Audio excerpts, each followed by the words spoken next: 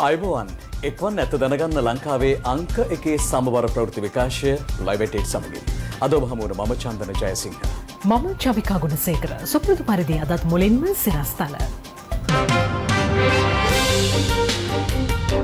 සහල් මිල පාලනයට රජයෙන් නව වැඩපිළිවෙලක් විදෙස් රටවල සිට පැමිණෙන්නන්ට නව නිරෝධායන මාර්ගෝපදේශ මාලාවක් දිවයිනට රැගෙන කෙසෙල්වත්තේ දිනුකගේ දේහය හඳුනා ගැනීමට DNA පරීක්ෂණයක්. අනුර කුමාරගේ ප්‍රකාශයකට සරත් වීරසේකර දුන් පිළිතුර.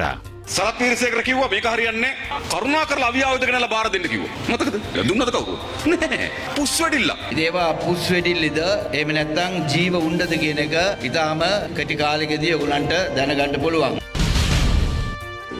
ප්‍රසංග වේදිකාවට හඬක් ඉල්ලන කලාකරුවෝ හැම ක්ෂේත්‍රයක්ම දැන් වැඩ අපි ගෙදර කාර්යාලයක් ගත්තොත් සෞඛ්‍ය බලධාරීන් දෙන නීති රීති වලට අනුව කරගෙන යනවා. ඉතින් අපිටත් දෙන්න එහෙම ක්‍රමවේදයක්.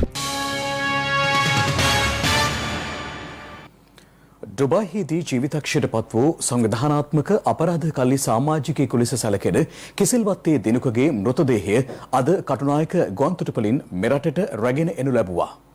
පොලිස් මාධ්‍ය ප්‍රකාශක නියෝජ්‍ය පොලිස්පති නීතිඥ අජිත් රෝහණ මහතා ප්‍රකාශ කළේ DNA පරීක්ෂණයකින් පසු අදාළ මෘතදේහය ඥාතීන්ට බහර දීමට පියවර ගන්නා බවයි. කොළඹ කොටුව කෙසෙල්වත්ත මර්දාන යන ප්‍රදේශ කේන්ද්‍ර කරගෙන මද්‍රව්‍ය ජාවාරම් කප්පම් ගැනීම මෙහෙවීම සම්බන්ධයෙන් රාජපක්ෂ ආරච්චිලාගේ දිනුක මදුෂාන් හෙවත් කෙසෙල්වත්තේ දිනුකට චෝදනා එල්ල වුණා. කෙසෙල්වත්ත දිනුකගේ පියා ව්‍යාපාරිකයෙකු වන අතර ව්‍යාපාරික ගැටුමක් මත මීට වසර කිහිපයකට පෙර ඔහු ඝාතනයට ලක්ව තිබෙනවා. ඉන්පසුව සිය පියාගේ ව්‍යාපාරයේ සියතටගෙන තම මද්‍රව්‍ය ජාවාරම් මෙහෙවීමට දිනුක යොමු වන්නේ ඔහුගේ මිතුරෙකු වන කෙසෙල්වත්තේ දනුක නැමැති පුද්ගලයාද සමගයි. මෙලෙස කප්පම් ගැනීම හා මද්‍රව්‍ය ජාවාරම් සිදු කරගෙන යන අතරතුර ඊට බලපෑම් එල්ල කළ කිත්සිරි රාජපක්ෂ සහ ඔහුගේ සොහිරුවෙකු වන අරුන්ජිත් රාජපක්ෂ යන අය සමග ගැටුමක් සිදුව තිබෙනවා. එහි ප්‍රතිඵලයක් වශයෙන් කෙසෙල්වත්ත මොහන්දිරම් පටුමගේදී අරුන්ජිත් රාජපක්ෂව වෙඩි තබා ඝාතනය කිරීම සිදු කරනු ලබන්නේ කෙසෙල්වත්තේ දිනුකගේ මෙහෙයවීම මතයි. ඉන් නොනැවති 2011 වර්ෂයේ ජනවාරි 15 වන දින කිත්සිරි රාජපක්ෂටද වෙඩි තබා ඝාතනය කිරීමේ ප්‍රධාන සැලසුම්කරු වන්නේද කෙසෙල්වත්තේ දිනුකයි. මීට අදාළව කොළඹ මහාධිකරණයේ නඩු විභාග වෙමින් පවතිනවා. 2018 වර්ෂයේ මාර්තු 8 වන දින කොටහින ප්‍රදේශයේදීම පළතුරු ව්‍යාපාරිකයන් දෙදෙනෙකු ඝාතනය කිරීම සිදුවන්නේද කෙසෙල්වත්තේ දිනුකගේ මෙහෙයවීම යටතේ. මෙම ඝාතනයන්ට ප්‍රධානතම හේතුවක් ලෙස සඳහන් වන්නේ කප්පම් මුදල් ලබා දීම ප්‍රතික්ෂේප කිරීමයි. මේ අතරතුරයි කෙසෙල්වත්තේ දිනුක මලයාසියාවට ගොස් පසුව ඩුබායි රාජ්‍යයට පැමිණ ඇත්තේ. එහිදී මාකඳුරේ මදුෂ් සහ රණාලේ සමයන් සමගද සමීප සම්බන්ධතා පවත්වමින් මද්‍රව්‍ය ජාවාරම් සිදු කරගෙන ගොස් ඇති බව වාර්තා වනවා. ඩුබායි රාජ්‍යයේ වසර 9කට වැඩි කාලයක් ජීවත් වෙමින් මද්‍රව්‍ය ජාවාරම් හා කොළඹ කොටුව කේන්ද්‍ර කරගෙන කප්පම් ගැනීමේ ජාවාරම් මොහු විසින් මෙහෙවා තිබෙනවා. එසේ සිටියේදී මීට දින කිහිපයකට පෙර හදිසියේ ඇති වූ හෘදයාබාධයකින් කෙසෙල්වත්තේ දිනුක ජීවිතක්ෂයට පත් වූ බවට වාර්තා වුණා. එලෙස මියගිය කෙසෙල්වත්තේ දිනුකගේ දේහය අද කටුනායක ගුවන්තොටුපළින් මෙරටට රැගෙන එනු ලැබුවා. අප වාර්තාකරුවන් පැවසුවේ එම අවස්ථාවට ඔහුගේ ඥාතීන් පිරිසක්ද ගුවන්තොටුපළ පරිශ්‍රයට පැමිණ සිටි බවයි. පොලිස් මාධ්‍ය ප්‍රකාශක නියෝජ්‍ය පොලිස්පති නීතිඥ අජිත් රෝහණ මහතා පැවසුවේ කෙසෙල්වත්තේ දිනුකගේ මෘතදේහයෙන් ඇඟිලි සලකුණු වාර්තා ලබාගෙන DNA පරීක්ෂණයකට ලක් කළ බවයි. බාරකරු හැටියට ලංකාවේ බාරගන්න තැනැත්තා හැටියට සඳහන් කර තිබුණේ එම්.ඒ. රේණුකා නැමැති කොළඹ කෙසෙල්වත්ත ප්‍රදේශයේ පදිංචි කාන්තාවක්. ඇය මුලින්ම සඳහන් කර තිබුණේ ඇගේ පුතාගේ මලසිරුර ගෙන්වන බවට. නමුත් මලසිරුරේ සඳහන් නම පරීක්ෂා කිරීමේදී එවැනි පුත්‍රයෙකු ඇයට නොමැති බව අනාවරණය වුණා. දැනට ලැබී ඇති මෘත ශරීරයේ ලැබී ඇත්තේ කසුන් මදුරංග නැමැති පුද්ගලයෙකුගේ නමින්. ඒ වගේම සත්‍ය වශයෙන්ම විදේශගත වූ රාජපක්ෂ ආරච්චිගේ දිනුක මදුෂාන් හොත් කෙසෙල්වත්තේ දිනුක නැමැත්තාගේ මෘත ශරීරයේද මෙසේ රැගෙන විත් තිබෙන්නේ යන්න පිළිබඳව DNA පරීක්ෂාවක් සිදු කිරීමටත් මීට පෙර කෙසෙල්වත්ත පොලිසිය මගින් ලබාගත් ඇඟිලි සලකුණු තිබෙනවා. ඒ ඇඟිලි සලකුණු මෘත ශරීරයේ ඇඟිලි සලකුණු සමග සසඳා සත්‍ය වශයෙන්ම අපිට අවශ්‍යව සිටි සැකකරුද මෙසේ මියගොස් තිබෙන්නේ යන්න පිළිබඳව විමර්ශනයක් පවත්වනවා. ඒ විමර්ශනයේදී DNA ප්‍රතිඵලත් ඇඟිලි සලකුණු සම්බන්ධ ප්‍රතිඵලත් ලැබෙන තුරු මෙම මෘත ශරීරය මීගම මෘත ශරීරාගාරයේ තැන්පත් කර තැබීමට නියෝගයක් නිකුත් කරන ලෙසට පොලිසිය අධිකරණයෙන් ඉල්ලා සිටිනු ලබනවා. කෙසේ වෙතත් ඊයේ 8 මෙහෙයුමට එක්වෙමින් දිනුකගේ මව පළ කළේ මෙවන් අදහසක්. අංගොඩ ලොක්ක කියලා පුද්ගලයෙක් ඉන්දියාවේදී මැරුණා කියලා කිව්වා. තාම මේක සනාථ වෙලා නැහැ. එයා සමහර ජීවතුන් අතරත් දන්නේත් නැහැ.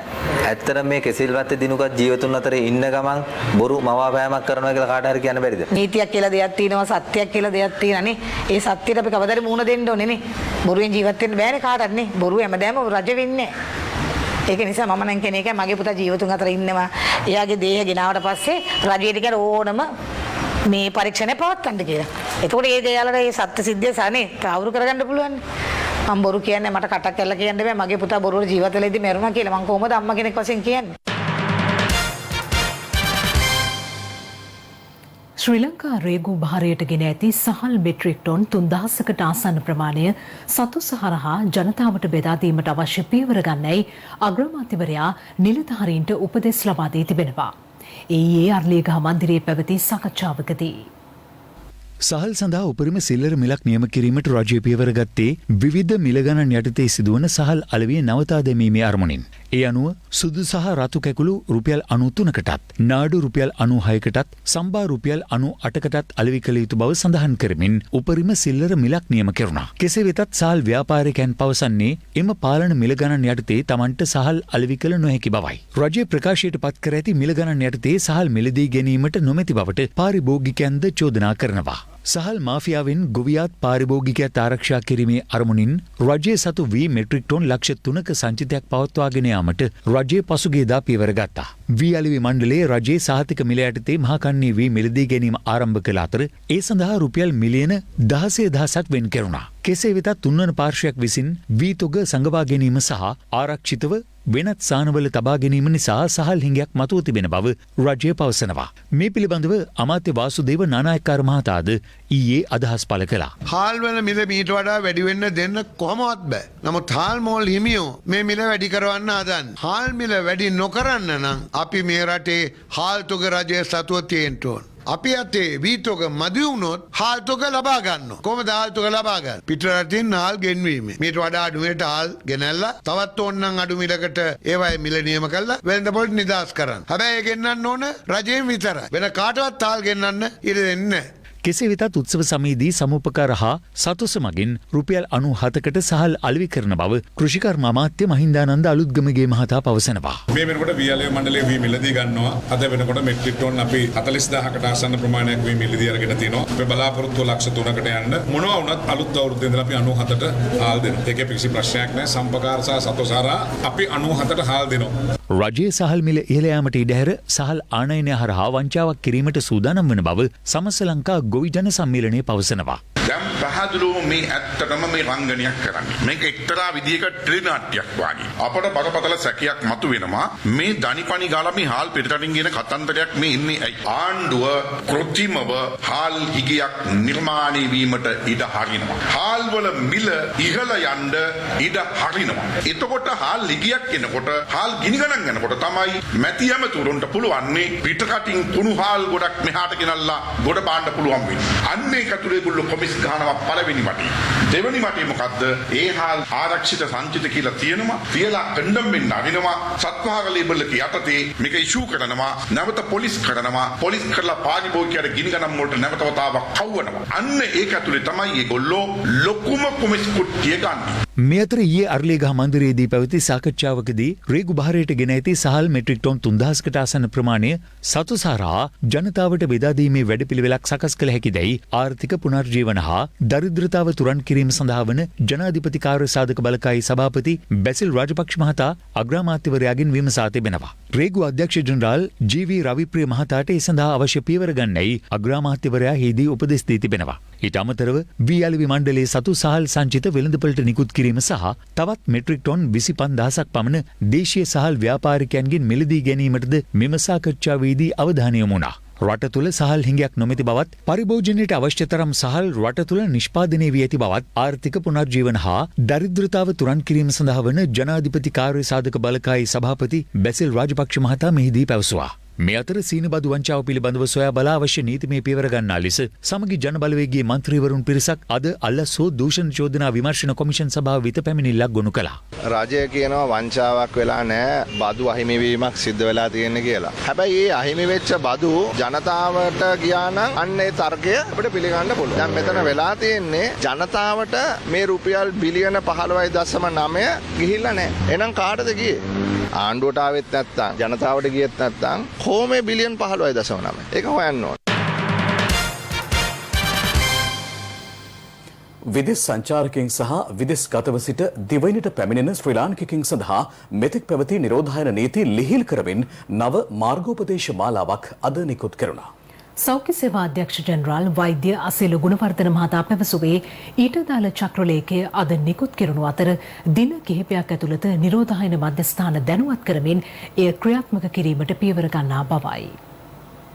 මෙතෙක් අපිට පැවතියේ හෝටලෙක් නිරෝධායන වෙනවා නම් දින 10ක නිරෝධායන කාලයක් තිබුණා. ඒ ක්‍රමවේදය අපි ලිහිල් කරලා මෙරටට පැමිණි විගසම පළවෙනි දිනේ PCR පරීක්ෂණයකුත් 7 වෙනි දිනේදී PCR පරීක්ෂණයකුත් කරලා ඒ දෙකම නෙගටිව් වුණා. ඉතුරු දින 7 නිවෙසේදී නිරෝධායනට ලක් කිරීම සඳහා ඒ අවශ්‍ය චක්‍රයකින් උපදෙස් නිකුත් කරයි. රජයේ මගින් පවත්වාගෙන යන මධ්‍යස්ථානවලදී මෙතෙක් කල පැවතියේ දින 14ක නිරෝධායන කාලයක්. එම කාල සීමාවත් අපි දින 10කට අඩු කරලා තියෙනවා. පළවෙනි දිනේදී අපි PCR පරීක්ෂණයක් කරනවා. ආපහු 10 වෙනි දිනේදී PCR පරීක්ෂණයක් කරලා දින දෙකේදීම නෙගටිව් වුණොත් ඉතුරු දින 4 ගෙදර නිරෝධායන වීම සඳහා අපි අවස්ථාව ලබා දීලා තියෙනවා. බොහෝ රටවල සමහරු එන්නත් දෙකම ලබාගෙන තියෙන අවස්ථා තියෙනවා. සම්පූර්ණ එන්නත් මාත්‍රාව ලබාගෙන සති දෙකකින් පසුව මෙම රටට පැමිණෙන අය වෙතොත් ඒ අය පැමිණි පළවෙනි දිනේදී PCR පරීක්ෂණයක් කරලා ප්‍රතිඵල නෙගටිව් නම් ඕන් නිවෙස්වල වෙත යාමට අපි අවස්ථාව සලසා දෙනවා. සම්පූර්ණ මාත්‍රාව නොගෙන එන පුද්ගලයන් හට අපි ඉස්සරින් කිව්වා වගේ නිරෝධායන මධ්‍යස්ථානයේ නිරෝධායනට ලක් වීමට සිදු වෙනවා. නිරෝධායන මධ්‍යස්ථාන වලට මෙම දැනුම් දීම කරලා දින කිහිපයක් ගත වේ ප්‍රායෝගිකව මෙම සියලු දේම ක්‍රියාත්මක කිරීම සඳහා. වත්මන් රජය දරුවන් වෙනුවෙන් කැප වූ ආණ්ඩුවක් බවත් රටේ අනාගතයට හොඳ දරුවන් නිර්මාණය කළ යුතු බවත් අග්‍රාමාත්‍ය මහින්ද රාජපක්ෂ මහතා පවසනවා.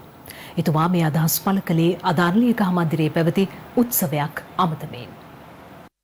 කළුතර දිස්ත්‍රික්කයේ 2021 වසරේ පළමු වසරට ඇතුළත් වූ දරුවන් සඳහා පාසල් උපකරණ කට්ටල බෙදා දීමේ සිසු දරු යාත්‍රා වැඩසටහන අද අග්‍රාමාත්‍යවරයාගේ ප්‍රධානත්වයෙන් අරලියගහ මන්දිරයේදී ආරම්භ වුණා.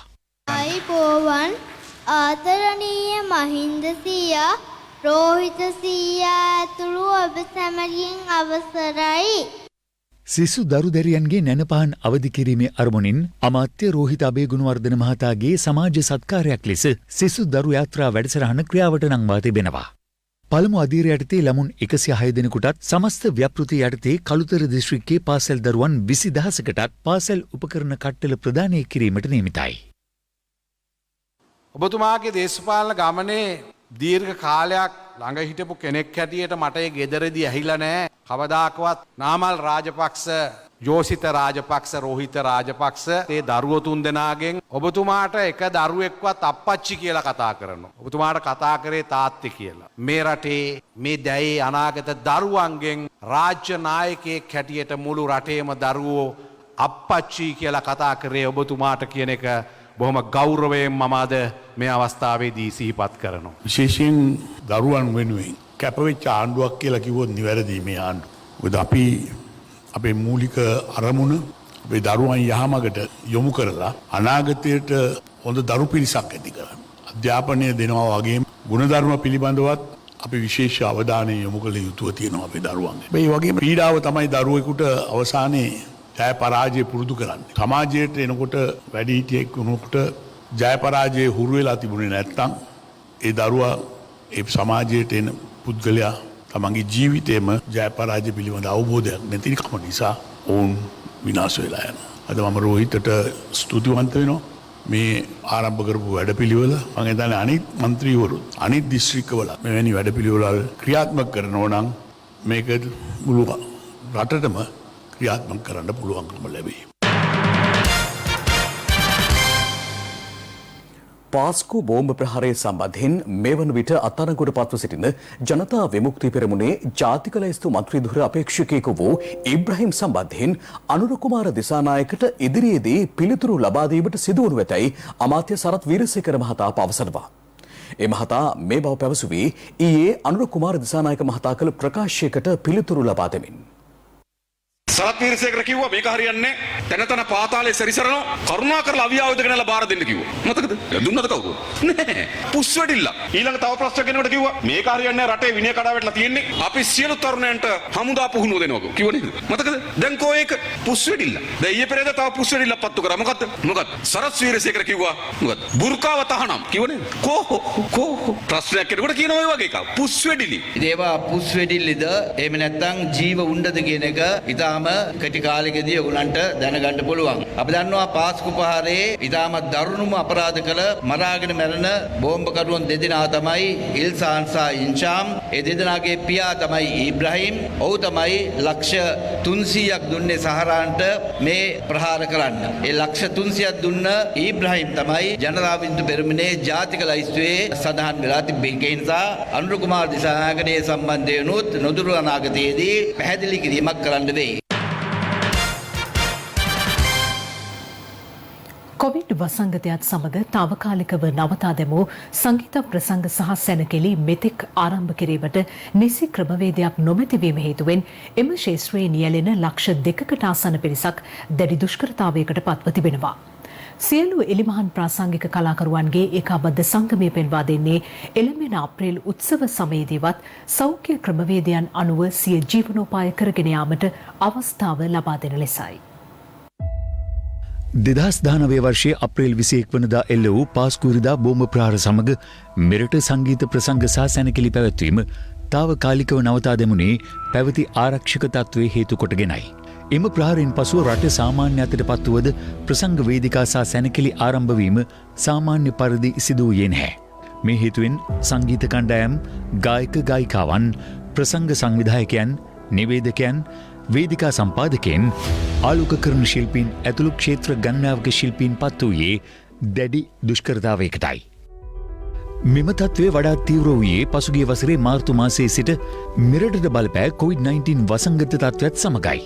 ඒ අනුව වසර 2කට ආසන්න කාලයක් ප්‍රසංග වේදිකාව සහ සැනකෙළි ආශ්‍රිත ශිල්පීන්ගේ ආදායම් මාර්ග ඇහිරී ගියා.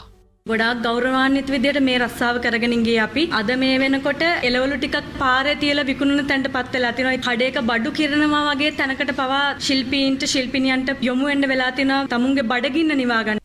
වසර 2ක් සිය වෘත්තීය අහිමි වූ මෙම කලාකරුවන් ඉල්ලා සිටින්නේ එළඹෙන උත්සව සමයේ සිට හෝ සිය වෘත්තීය කටයුතු පවත්වාගෙන යාමට අවස්ථාව සලසා දෙන ලෙසයි. හැම ක්ෂේත්‍රයක්ම දැන් වැඩ අපි ගෙදර කාර්යාලයක් ගත්තොත් වෙනදා වැඩ කරපු විදිහට නෙමෙයි සෞඛ්‍ය බලධාරීන් දෙන නීති රීති වලට අනුව කරගෙන යනවා. පාසලත් එහෙමයි, ෆිල්ම් හෝල් එකත් එහෙමයි, නයිට් ක්ලබ් එකත් එහෙමයි. ඉතින් අපිටත් දෙන්න එහෙම ක්‍රමවේදයක්. අපි ළඟත් තියෙනවා සැලසුම්. අපිත් ඉදිරිපත් කරන්න. මොකද කොරෝනාත් එක්ක අපිට දැන් යන්න වෙනවා. මේ සම්බන්ධයෙන් අප සෞඛ්‍ය සේවා අධ්‍යක්ෂ ජෙනරාල්වරයාගෙන් විමසීමක් කළා. මේ සඳහා සාකච්ඡාවක් ගරු අමාත්‍යමාගේ ප්‍රධානත්වයෙන් ලබන සඳහා පැවැත්වෙනවා. එම සාකච්ඡාවෙන් පසුව සෞඛ්‍ය පුරුදු පිළිපදමින් පිට ලබා දිය හැකි පහසුකම් ඔවුන්ට ලබා දෙන්න බලාපොරොත්තු වෙනවා.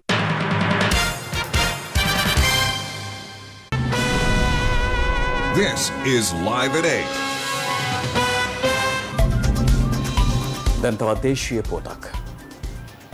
ආන්දෝලනාත්මක සිද්ධියක් පිළිබඳ දත්ත ඇතුළත් සිම් කාඩ් පතක් මුල් කරගෙන තමා පැහැරගත් බවට අසත්‍ය පැමිණිල්ලක් සිදු කළ වෙබ් මාධ්‍යවේදියෙකු අත්අඩංගුවට ගෙන ඇති බව පොලිස් මාධ්‍ය ප්‍රකාශක නියෝජ්‍ය පොලිස්පති අජිත් රෝහණ මහතා සඳහන් කළා. මේ සම්බන්ධයෙන් පාර්ලිමේන්තු මන්ත්‍රී රාජිත සේනාරත්න මහතාගෙන් සහ ඔහුගේ පුත් හිටපු පාර්ලිමේන්තු මන්ත්‍රී චතුර සේනාරත්න මහතාගෙන් කොළඹ අපරාධ කොට්ටාසය මගින් ප්‍රකාශයක් සටහන් කර ගැනීමට නියමිතව තිබෙනවා. වෙබ් මාධ්‍යවේදියා පැහැර ගැනීම සම්බන්ධයෙන් සිදු කළ පැමිණිල්ලට අදාළව කළ විමර්ශනවලදී අනාවරණය වී ඇත්තේ එය අසත්‍ය පැමිණිල්ලක් බවයි. විමර්ශනවලට අදාළ CCTV දර්ශන නිරීක්ෂණය කිරීමේදී අනාවරණ වී ඇත්තේ සිද්ධිය වූ දින අදාළ මාධ්‍යවේදියා චතුර සේනාරත්න මහතාගේ තිඹිරිගස්යාය කාර්යාලයට ගොස් ඇති බවයි. එහිදී රාජිත සේනාරත්න මහතා සහ චතුර සේනාරත්න මහතා හමු වී සාකච්ඡා කළ බවටද තොරතුරු අනාවරණ වී ඇති බවයි අද පැවති මාධ්‍ය හමුවකදී පොලිස් මාධ්‍ය ප්‍රකාශක නියෝජ්‍ය පොලිස්පති අජිත් රෝහණ මහතා සඳහන් කළේ. පසුගිය මාර්තු මාස 10 වෙනි දින ඔහු මීරිගම ප්‍රදේශයේදී යම් පිරිසක් උදෑසන 7ට පමණ පැහැරගෙන යාමක් සිදු කර බවට මොහු පදිංචිය උඩවෙලවත්ත දඹදෙනිය ප්‍රදේශයේ දඹදෙනිය සිට දිනපතා මීරිගම දුම්රිය ස්ථානයට පැමිණ දුම්රිය ස්ථානයෙන් පොරැල්ල ප්‍රදේශයේ පිහිටි ඔහුගේ පුවත්පත් කාර්යාලයක තම රැකියාවේ නිරත වන බවත් ඔහු සඳහන් කර තිබුණා. මාර්තු මාස 10 වෙනි දින ඔහු 4 දිනකින් පමණ යුත් පිරිසක් විසින් පැහැරගෙන ගිය බවට සඳහන් කර තිබුණා. රඳවා තබාගෙන යම් ප්‍රශ්න කිරීමක් සිදු කළ බවට එම ප්‍රශ්න කිරීමේදී ඔහුගෙන් යම් චිප් පතක් පිළිබඳව විමසීමක් කරපු බවට සඳහන් කරේ ඔහුගේ අත් දෙකම පුලුස්වන ලද බවට මේ දීර්ඝ විමර්ශනයක් කිරීමෙන් අනතුරුව අනාවරණය වී තිබෙනවා. මේ මාධ්‍යවේදියා විසින් යොදා ඇත්තේ අසත්‍ය පැමිණිල්ලක් බවට ඔහුගේ නිවසේදී 9 වෙනි දින රාත්‍රී කාලයේදී තමා විසින්ම මේසන් හැන්දකින් පුලුස්සාගෙන ඇති බවට අනාවරණය වී තිබෙනවා. මේ තියෙන්නේ මේ මේසන් හැන්ද. මේ පුද්ගලයා දැනට අත්අඩංගුවට ගනු ලැබුවා මොහු අසත්‍ය පැමිණිල්ලක් සිදු කිරීම සම්බන්ධයෙන් ජිනීවා මානව හිමිකම් සමුළුව පැවැත්වෙන අවස්ථාවේදී මෙවැනි බොරු පැමිණිල්ලක් කිරීමට හේතුව පිළිබඳව නිරන්තරයෙන් සොයා බලනු ලබනවා. මේ දිනවල දිවයිනේ බොහෝ ප්‍රදේශවලින් වනාන්තර හෙළිපෙහෙළි කිරීම පිළිබඳ විවිධ පුවත් වාර්තා වනවා. මේ නකල්ස් රක්ෂිතයින් වාර්තා වූ වල්ලාපට්ට ගස් කැපීමේ ජාවාරම්භක තොරතුරුයි.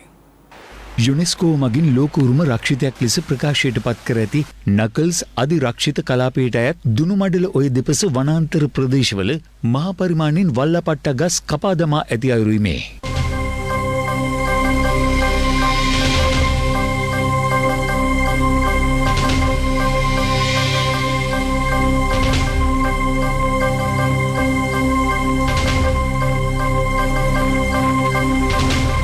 ප්‍රදේශයේ වනයේ මෙන්න මේ වල්ලපට්ටා කියන ශාකය තමයි බහුලව දකින්න තියෙන්නේ. ඔබට පේනවා ඇති මේ විදිහට වල්ලපට්ටා ශාක විශාල ප්‍රමාණයක් මේ ස්ථානයේ කපලා විනාශ කරලා තියෙන ආකාරයක් දැක ගන්න. සුන්දර ගම්මානයක් වූ පුවක් පිටේ ගඟුල ප්‍රදේශයේ ජනතාව පවසන්නේ පිට පළාත් වලින් පැමිණි පිරිස් සූක්ෂම ලෙස වනාන්තරය තුළට ඇතුළු වී මෙම ජාවාරම සිදු කරන බවයි. වන සංරක්ෂණ දෙපාර්තමේන්තුවට අයත් මෙම අධිආරක්ෂිත ප්‍රදේශයේ භාවනා යෝගීව වැඩවසන භික්ෂුන් වහන්සේ නමක්ද මෙම ජාවාරම හේතුවෙන් භාවනා කුටිය අතහැර වෙනත් ප්‍රදේශයකට වැඩම කර තිබෙනවා. අර වැඩ හිටියා ආවුරු ඊට පස්සේ බලනකොට මේ ළඟදීනේ ගියේ. ගෙල්ලා වෙල්ලා බලනකොට කියක් දෙකයි අර කෑන් දෙක්කුයි ලනුවකුයි නේ. සංගස් ලනුවක. අන්න අපිට එවලා තුනා යා ආවුරු පන්සලට දෙන්න කියලා එවලා. සමහරට මේගොල්ලෝ කියනකොට ආවුරු කොහොමද බය වෙලා. ඊට පස්සේ තමයි කොහොමද ආවුරු දවස් දෙක තුනක් ඉඳලා ගියා යන්න. ඒ සමගින් අප සමු ගන්නවා. සුබරාත්‍රිය. සුබරාත්‍රිය.